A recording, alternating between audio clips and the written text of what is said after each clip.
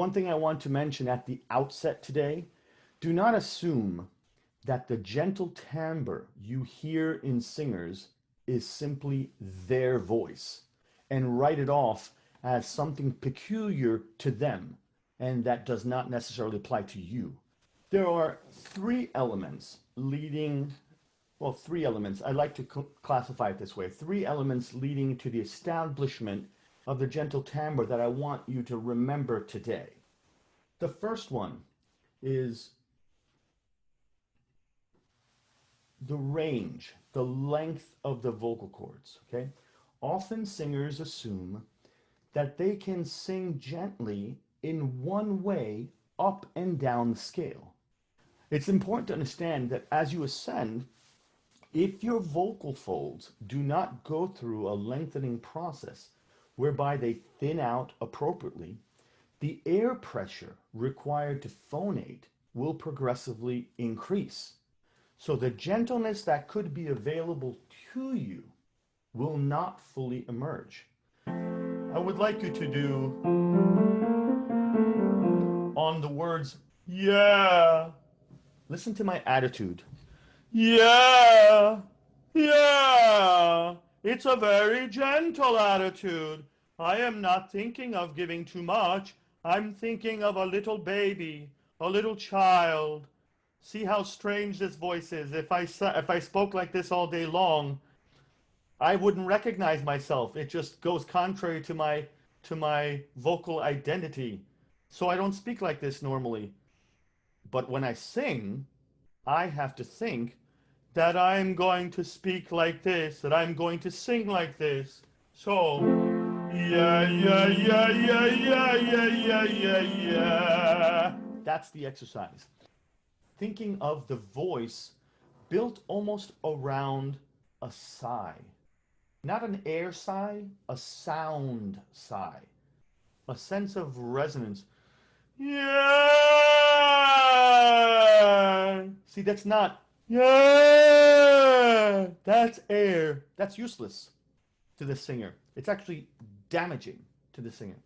So these are our three elements of, that I wanted to focus on today. Length of chords, intention of lightness, and support or efficiency. La differenza che io trovo tra lei e tutti o quasi tutti gli altri tenori che ho sentito è questa, che lei tiene leggero il centro, ha sempre tenuto leggero il centro, logico, naturalmente. No, guardi che Cotogni mi diceva, allerta, non caricate i centri, nei centri si canta ma si risolve negli acuti, perché la caratteristica del baritono è il centro, del tenore l'acuto e del basso grave, da voci gravi e per il basso.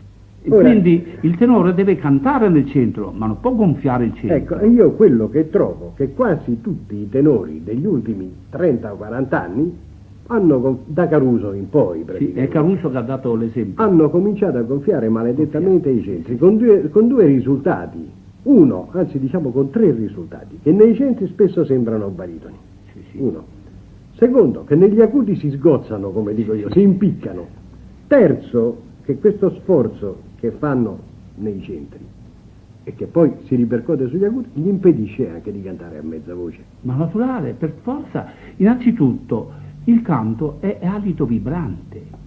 Se questo alito, se questo fiato noi lo mandiamo alla cassa armonica, non la mandiamo agli armonici e si canta di petto o si canta con l'addome, che succede? Che la voce non trova la via d'uscita, mentre la voce deve essere tutta passata fin dal registro basso. Tant'è vero che io mi ero abituato, quando tu diceva attaccate gli acuti e poi scendete giù, con la stessa emissione dell'acuto scendete giù all'ottava bassa e voi troverete il punto d'appoggio. Il mio maestro Cotogni, Toto Cotogni, voi romani lo sapete, Certo. romani, diceva figlio mio, canta nei centri ma risolvi negli acuti, perché il centro è proprio dei baritoni, il basso, il registro basso è dei bassi, ma non indugiate, non ingrossate i centri perché aumentate il volume. Il volume nelle voci è come il grasso nei corpi, non è muscolo. E questo dogma cotognano io l'ho avuto sempre presente.